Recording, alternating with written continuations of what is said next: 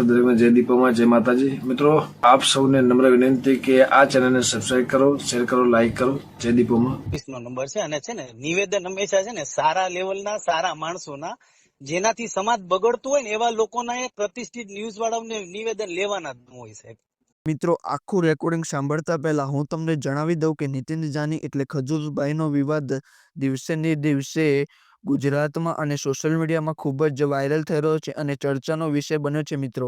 અને ત્યારબાદ આ કોલ રેકોર્ડિંગ ખૂબ જ વાયરલ થયું છે અને મિત્રો, ખજૂરભાઈને લોકો ભગવાન માને છે અને ગરીબોના બેલી માને છે તેવો વિવાદમાં જોવા મળી રહ્યા છે. અને આ રેકોર્ડિંગમાં આગળ કીર્તિ પટેલ નીતિન જાની વિશે, ખજૂરભાઈ વિશે કેવા કેવા ખુલાસા કરે છે અને શું બોલી રહ્યા છે તે તમે તેમના મોઢે જ આગળ સાંભળો. અને તમારું મંતવ્ય આ વિવાદ વિશે શું છે તે કોમેન્ટમાં જણાવો અને વિડીયોને લાઇક કરો, શેર કરો અને ચેનલને સબસ્ક્રાઇબ કરવાનું ભૂલતા નહીં મિત્રો. હવે તમે સાંભળો આખું રેકોર્ડિંગ. તો એમના માટે એમનું રિએક્શન લેવું હતું, એટલા માટે ફોન કર્યો હતો. ના સાહેબ, હવે એવા જેનું લેવલ જ ન હોય એવા લોકોનું રિએક્શન કોણ આપે, તમે કહો તો સાહેબ. નહીં, અમારો ફરજ છે, અમારો ધર્મ છે કે એક્શન વર્સિસ રિએક્શન ચલાવીએ. નહીં તો કોઈને એવું લાગે કે આ વન સાઈડ ચલાવે છે. એટલે ના સાહેબ, અમારી જાણ કરવી અમારી ફરજ છે. અમને તમને જગ્યા આપી, તમને એમનો જેટલો ટાઈમ આપ્યો હોય એને જે નિવેદનો કર્યા હોય એ તમને બતાવવા કે આ નિવેદનો એમના છે, તમારું શું નિવેદન છે એ લેવું અમારી ફરજ છે. તો તમે આપો ના આપો એ તમારી મરજીની વાત છે. જો સાહેબ, પહેલી વસ્તુ તો કેવું છે, સાહેબ ની ઓફિસ નો નંબર છે અને છે ને નિવેદન હંમેશા છે ને સારા લેવલના સારા માણસોના, જેનાથી સમાજ બગડતું હોય ને એવા લોકોના એક પ્રતિષ્ઠિત ન્યૂઝ વાળાઓને નિવેદન લેવાના જ હોય સાહેબ. નહીં, પણ એ ન્યૂઝ વાળાને તમે તો નહીં શીખવાડો ને કે એને કોના લેવા કે કોના નિવેદન ન લેવા. એમ કહું છું, પ્રતિષ્ઠિત ન્યૂઝ વાળા હોય ને એ સારા માણસોના ન્યૂઝ લે, જે લેવલ વગર ના હોય ને એવા લોકોના ન્યૂઝ, જેને કોઈ ગણતું જ ન હોય એના ન્યૂઝ લઈને તમે શું કામ કયો સાહેબ? એવું નથી, વ્યક્તિ છે, પછી એને અમે જજ ના કરી શકીએ. હા, એ તમે તમારી વાત 100% સાચી, બરાબર. એટલે અમે તો પેલાની જેવું છે કે તમને વન સાઇડેડ ચલાવ્યું હોય, કાલ સવારે તમારા ફોલોવર્સો ચાહકો હોય એને એમ થાય કે આ ન્યૂઝ ઉપર આનું ચાલ્યું તો તમારું ચાલવું જોઈએ. એટલા માટે અમે તમારો સંપર્ક કર્યો છે. તમારે આપવું ન આપવું એ તમારી મરજીની વાત છે. જો સાહેબ છે ને આજે માનહાનિ નો દાવો કરશે ને એટલે સાહેબ બધી જે દૂધનું દૂધ છે ને પાણી થઈ જશે સાહેબ. એટલે આજ સાંજે 6 વાગ્યાની રાહ જો, એટલે હમણાં બધી ખબર પડશે સાહેબ. ઠીક છે? ઓકે.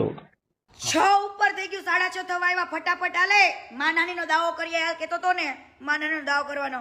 અને શું કેતો તો કે આવા હલકાને જવાબ ના દેવાનો હોય. કેમ? દેને જવાબ, સાચો બોલ જલ્દી બોલ, ફટાફટ.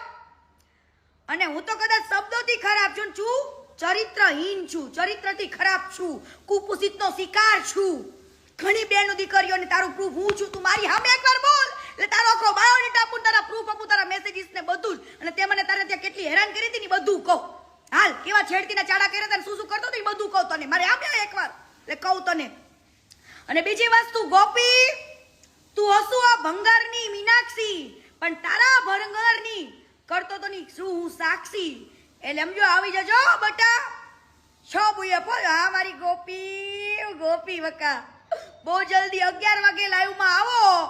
આજે ભાભીની પોલ 5 વર્ષ પહેલા મારી શરૂઆત થઈ હતી એમને મળવાની. હું ટિકટોક ઉપર ફેમસ થયેલી ત્યાર વખતે એમને મારો કોન્ટેક્ટ કર્યો હતો અને એમને મારી લેંગ્વેજ ગમતી હતી, કાઠિયાવાડી લેંગ્વેજ, કે આપણા સાથે કામ કરશે અને આ લેંગ્વેજ સાથે આવશે તો લોકોને વધારે ગમશે. એટલે મને એમને લોકોએ હાયર કરી હતી અને મારી સાથે 9 વિડીયોના સિરીઝ બનાવવાની નક્કી કરી હતી. સ્કૂલના હતા, પોલીસના હતા, એ બધા જ.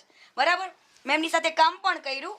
કેટલી બહેનો દીકરીઓ સાથે ખોટું થયેલું છે ને કેટલી બહેનો દીકરીઓ માટે એને એવું કર્યું છે કે કોઈ પણ છોકરી એના ત્યાં કામ કરવા આવે ને એટલે આ ભાઈ પહેલી વાર વિડીયો સારો બનાવે, એની સાથે શાંતિથી બનાવે, થોડો ટાઈમ એની સાથે રહેવાનું. ત્યાં એને પાછું એવું છે જે એક્ટિંગ કરે ને એને પછી ત્યાં જ રહેવાનું, ત્યાં ખાવે ને, એ રીતના આખો સેટ બનાવેલો છે બારડોલીમાં.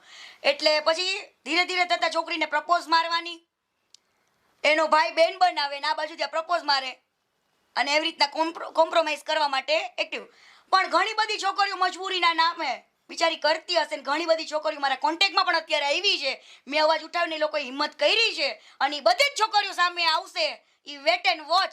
બરાબર, આ જ વસ્તુ એ છોકરીઓ સાથે બનીને હવે મજબૂરીના નાતે ઘણી છોકરીઓ એવી હોય બિચારી કે આની વાતમાં આવી જતી હોય, ફેમસ થવું હોય ઘણી બધી છોકરીઓ, પણ કીર્તિ પટેલને ફેમસ થવાનો શોખ નતો, પણ એને જ્યારે મારી સાથે આ વર્તન કર્યું, મારી સાથે આવું કર્યું, ત્યારે મને એવું લાગ્યું કે સાલું મેં એને એવું કીધું કે હું તારી સાથે કામ કરવા આવી છું, તું જેવો ફેમસ છું ને એવી જ ફેમસ આ કીર્તિ પટેલ પણ છે. કીર્તિ પટેલને કોઈ કોમ્પ્રોમાઇઝની જરૂર આજે નથી ને કાલે નથી. મને કોઈ એવો ફેમસ થવાનો શોખ કે હિરોઈન બનવાનો શોખ નથી, કેમ કે ત્યારે મારું પહેલું જ શૂટિંગ હતું યુટ્યુબ ચેનલનું. યુટ્યુબનો યુ મને નતો આવડતો, મને નથી ખબર એક્ટિંગ એટલે શું, હું મારી દુનિયામાં મોજમાં હતી. પરંતુ એની સાથે મેં ઘણું બધું વર્ક કર્યું. ધીરે ધીરે મને ખબર પડી કે આના જે મારા તરફના જે વર્તન છે એની ગલત હતું.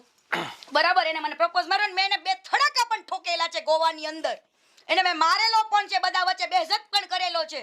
અને પછી મેં એને ચેલેન્જ આપી હતી કે ભાઈ તું જો તારી ચેનલ કરી શકતો હોય ને તો કીર્તિ પટેલ પણ ખુદની ચેનલ લોન્ચ કરશે. અને ત્યાર વખતે નવરાત્રીના પહેલા દિવસે ગોવાથી આવીને 5 વર્ષ પહેલા મેં મારી ચેનલને લોન્ચ કરી હતી. હરેક નવરાત્રીમાં જઈને ટિકટોકની મોજ કરીને મારી ચેનલ આવી હતી.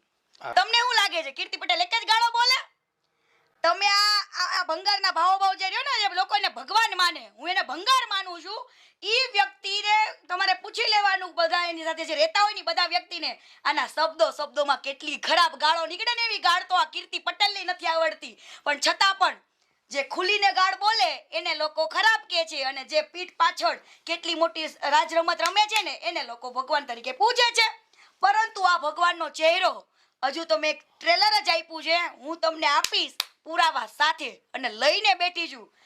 હું છે ને ક્યારેય પુરાવા વગર વાત નથી કરતી અને સબૂત વગર કોઈ દી બોલતી નથી. આ કીર્તિ પટેલની કહેવાય ને મારું મેં બહુ દબાવ્યું, છુપાયું. મારા મા બાપને તો કોઈ દિવસ કોઈ એવું કહી શકે કે આને મારા અડપલા કર્યા?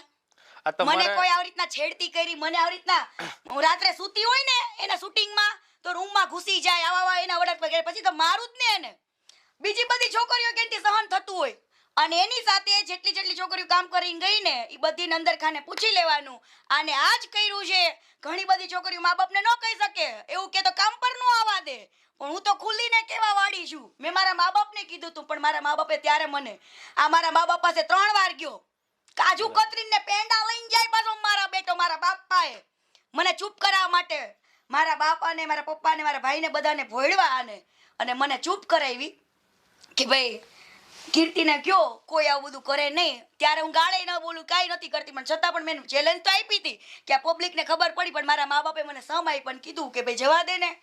પછી મેં એને કીધું તું ગાળ દઈને કે આજ પછી કોઈ મેં તો જિંદગીમાં મને અનફોલો કરી ને તો જોઈ લે, દેખા દેખીનો સંબંધ રાખ્યો તો, કેમ કે અનફોલો કરે તો મારે પબ્લિકને જતાવવું પડે. અનફોલો મને ખજૂર કરે તો મારે પબ્લિકને કહેવું પડે કે મારે કેમ એની હારે સંબંધ બગડ્યો.